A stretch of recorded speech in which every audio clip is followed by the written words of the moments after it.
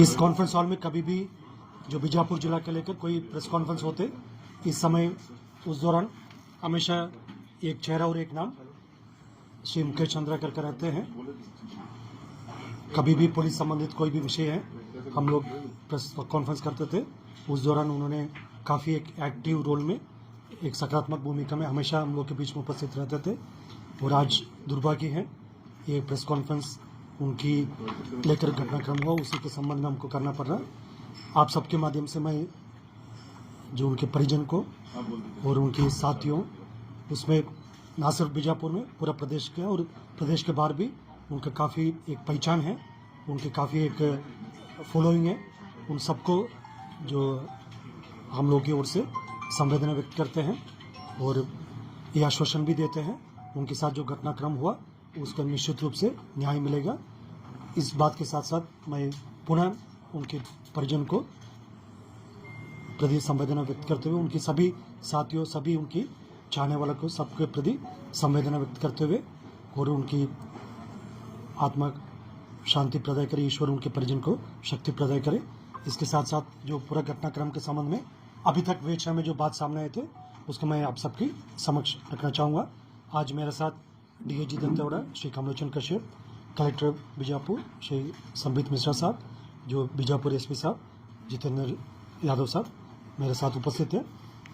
और आप सब लोग को विदित है, जैसा दिनांक 2 जनवरी को हम सब लोग के बीच में ये जानकारी आए थे, श्री मुकेश चंद्राकर 1 तारीख रात से जो अपने घर से निकले हुए थे, उसके बाद में उनके बारे में कोई जानकारी नहीं मिलने पर उनके जो भाई साहब योगेश चंद्राकर का रिपोर्ट के आधार पर पुलिस ने जांच पड़ताल प्रारंभ की गई थी, जिससे उसके लिए अलग अलग टीम गठित करके जितना भी संभावित जो लोकेशन है उसी में हमारा टीम्स गए थे और उनको पता सर्जी करने के लिए अलग अलग टीम के द्वारा इकट्ठा की गई जानकारी अनुसार फिर कल दिनांक 3 जनवरी को बीजापुर की चट्टानपारा स्थित ठेकेदार सुरेश चंद्राकर के बाड़ा में जो टैंकी में उनकी बॉडी होने का संदेह पर उसका खुदाई की गई थी।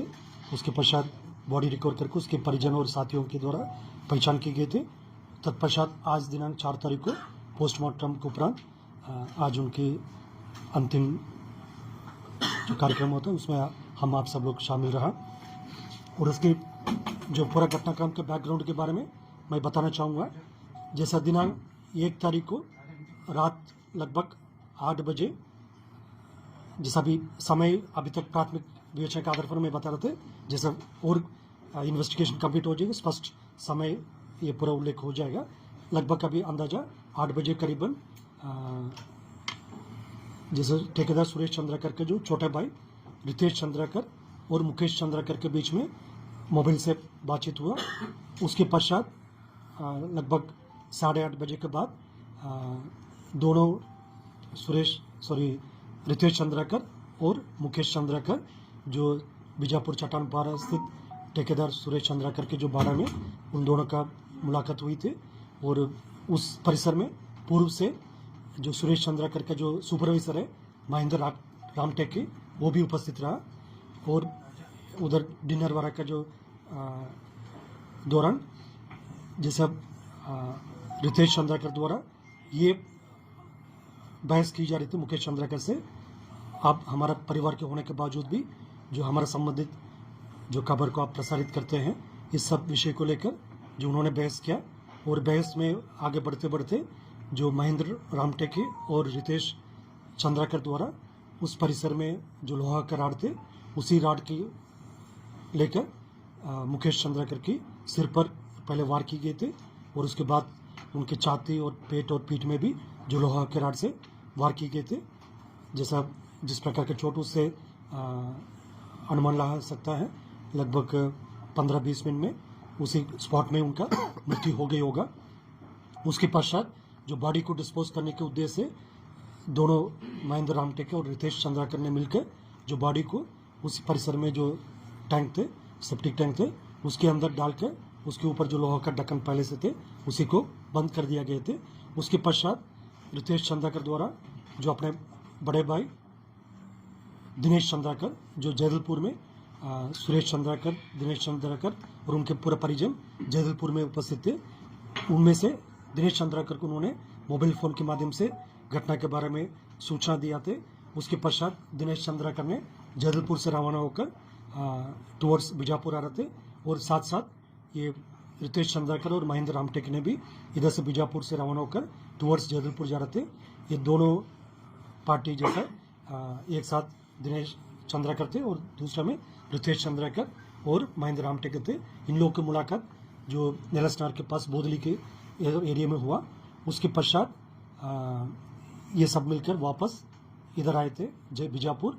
बीजापुर आने के बाद अगले दिन सुबेरे यानी 2 तारीख के सुबेरे रितेश चंद्राकर द्वारा ठेकेदार सुरेश चंद्राकर की जो गाड़ी को लेकर इधर से जैदलपुर कोंडागांव होकर रायपुर एयरपोर्ट पहुंचा। रायपुर एयरपोर्ट से दिल्ली के लिए रवाना हो गए थे। तब तक 2 तारीख को जो पुलिस के पास ये जानकारी प्राप्त हुआ, उनका मिसिंग रिपोर्ट दर्ज करके बेचना शुरू किया था। सबका कॉल डिटेल्स निकलना प्रारंभ किए थे। तब पता चला जो रितेश चंद्राकर का जो दिल्ली में लोकेशन थे और बाकी जैसा अन्य जितना भी जो संदिग्ध सबका लोकेशन लेकर अब तक कुल 3 लोग को पुलिस ने हिरासत में लिए थे। रितेश चंद्राकर का गिरफ्तार के लिए जो पार्टी दिल्ली रवाना करती, इस दौरान कल रात को रायपुर एयरपोर्ट में जो रितेश चंद्राकर द्वारा दिल्ली से वापस रायपुर आने का सूचना मिला था, एयरपोर्ट में उनका जो हमारा टीम द्वारा गिरफ्तार किए गए थे।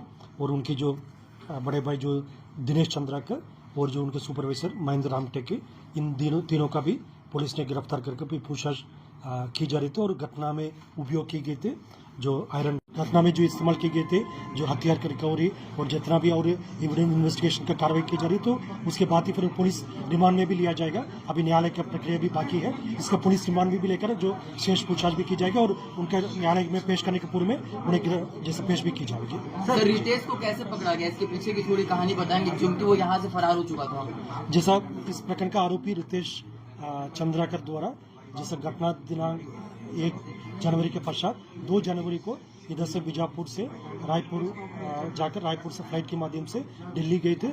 फिर पुनः जैसा पुलिस के बीच अब जो प्रारंभ होने के पश्चात जो 3 तारीख को पुलिस के पास जानकारी मिला तो वापस दिल्ली से रायपुर आने का, रायपुर एयरपोर्ट से उनको पुलिस ने अपना गिरफ्तार करके हिरासत में लिया। वो वापस रायपुर क्यों आ रहा था सर? वो तो इन्वेस्टिगेशन में भी आगे पॉइंट पता चलेगा। सर, इनका जो अकाउंट सीज किया गया है सुरेश चंद्राकर का, तो पुलिस की प्रारंभिक जांच में क्या पता चला है, कितना उसके अकाउंट में पैसा था, हमें पैसों की लेन देन हुई है उस दरमियान? ये सब चीज़ अभी इन्वेस्टिगेशन के पार्ट, इसलिए हम बहुत ज़्यादा डिटेल अभी इस वक्त खुलासा नहीं कर सकता ताकि इन्वेस्टिगेशन प्रभावित हो सकता। जैसा जैसा इन्वेस्टिगेशन आगे बढ़ेगा तो 3 आरोपी गिरफ्तार होगी। जो आरोपी सुरेश चंद्राकर का भी पुलिस अभी पतासाजी करते, बहुत जल्दी उसका भी गिरफ्तार करने के लिए हमारा एसआईटी और अन्य टीम काम कर रहा है। सर, हिरासत में कितने लोगों को लिया गया? हिरासत में 3 आरोपी है, रितेश चंद्राकर, दिनेश चंद्राकर, महेंद्र रामटेक के 3 आरोपी जो ये तो गिरफ्तार है सर ना हिरासत में। और कितने लोगों को पकड़ा गया जिनसे पूछताछ पुलिस और कर रही है? इस पूछताछ और भी कई लोग से की जा रही थी, क्योंकि अभी इन्वेस्टिगेशन जारी है, इसलिए मैं बहुत ज्यादा डिटेल उस संबंध में अभी बोलना उचित नहीं रहेगा। 3 आरोपी को पुलिस ने अभी, क्योंकि उनके खिलाफ पर्याप्त साक्ष्य सबूत थे, इसलिए पुलिस ने उसको अपना हिरासत में लेकर गिरफ्तार भी किए गए थे। अन्य जितना भी संदिग्ध थे उसका पुलिस पूछताछ कर रहे थे, मतलब जो भी एविडेंस मिलेगा, जो भी सर्कमस्टेंस मिलेगा उस हिसाब से आगे बढ़ेगा। सर, इनका बैकग्राउंड क्या रहा है सर? ये जो तीनों आरोपी, इनका बैकग्राउंड क्या क्या क्रिमिनल माइंडेड के हैं? इससे पहले भी ये लोग किसी वारदात में एक मिनट क्या इससे पहले भी ये लोग किसी वारदात में शामिल रहे हैं? क्या इनमें से कोई ऐसा व्यक्ति है जो पहले किसी मामले में जेल जा चुका है? जैसे इसका, क्योंकि पूरा प्रकरण का भी काफ़ी प्राथमिक स्तर पर है, उसका जो आरोपी अभी जो तीनों जो गिरफ्तार किए गए थे उसमें 2 आरोपी हैं जो सुरेश चंद्राकर जो ठेकेदार, उनकी खुद के ब्रदर्स है जो दिनेश चंद्राकर और रितेश चंद्राकर। बाकी एक आरोपी जो महेंद्र रामटेक है उसके सुपरवाइजर है और इन सबका पुराना क्रिमिनल रिकॉर्ड क्या है उसके बारे में भी पुलिस पूरा सभी, ना सिर्फ बीजापुर का, आसपास सभी थाना क्षेत्र से भी जानकारी इकट्ठा की जा रही है और उसी हिसाब से जो इन्वेस्टिगेशन में जो सभी बिंदु का आगे लेकर हम जाएगा। सर, पकड़े गए आरोपी लोगों को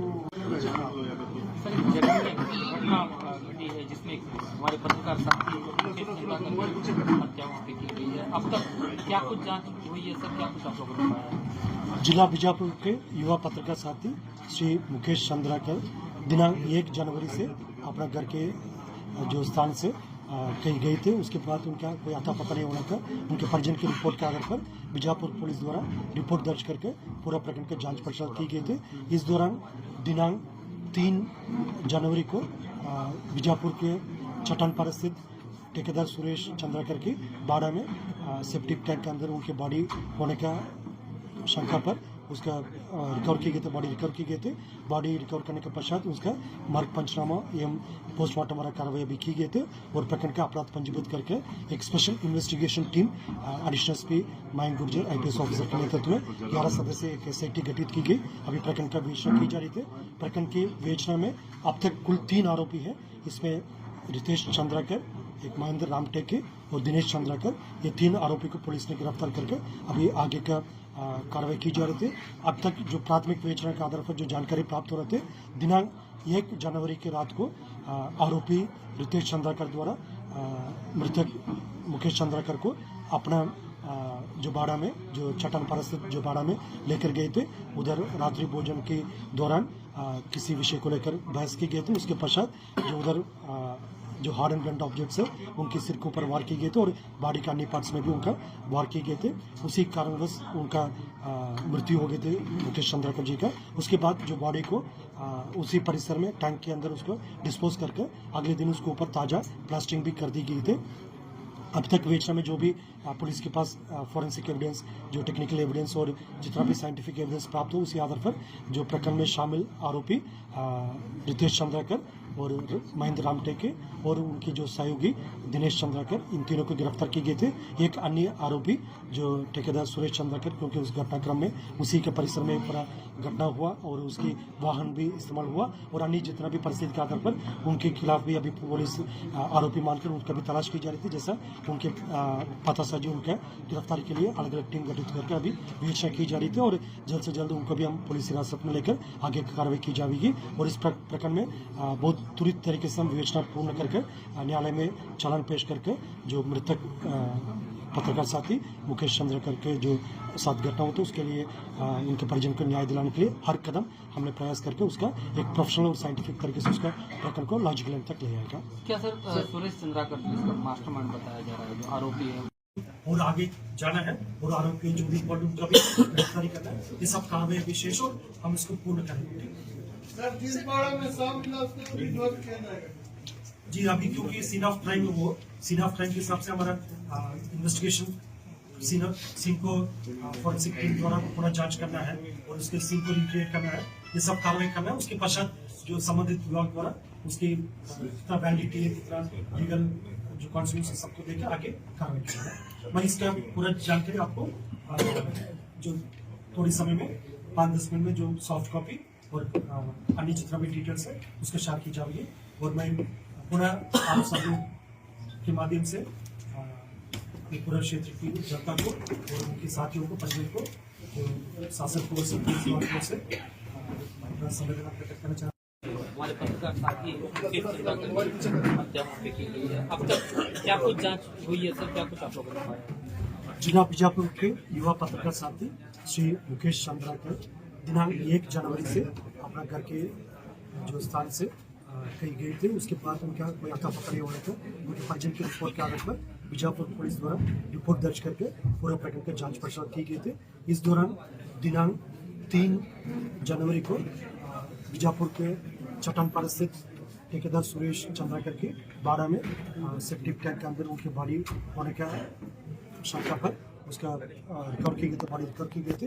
बॉडी रिकवर करने के पश्चात मार्ग पंचनामा एवं पोस्टमार्टम वाला कार्रवाई भी की गई थी और प्रकरण का अपराध पंजीबद्ध करके एक special investigation team additional SP Mayank Gurjar IPS officer के नेतृत्व में 11 सदस्य एक SIT गठित की गई। अभी प्रकरण का विवेचना की जा रही थी। प्रकरण की विवेचना में अब तक कुल 3 आरोपी है। इसमें रितेश चंद्राकर, एक महेंद्र रामटेके और दिनेश चंद्राकर, ये 3 आरोपी को पुलिस ने गिरफ्तार करके अभी आगे का कार्रवाई की जा रही थी। अब तक जो प्राथमिक विवेचना के आधार पर जो जानकारी प्राप्त हो रहे थे, दिनांक 1 जनवरी की रात को आरोपी रितेश चंद्राकर द्वारा मृतक मुकेश चंद्राकर को अपना जो बाड़ा में, जो चट्टानपारा स्थित जो बाड़ा में लेकर गए थे। उधर रात्रि भोजन के दौरान किसी विषय को लेकर बहस की गई थी। उसके पश्चात जो उधर जो हार्ड एंड ब्लंट ऑब्जेक्ट्स है उनके सिर के ऊपर वार किए गए थे और बॉडी का अन्य पार्ट्स में भी उनका वार किए गए थे। उसी कारणवश उनका मृत्यु हो गई थी मुकेश चंद्राकर जी का। उसके बाद जो बॉडी को उसी परिसर में टैंक के अंदर उसको डिस्पोज करके अगले दिन उसके ऊपर ताज़ा प्लास्टिंग भी कर दी गई थी।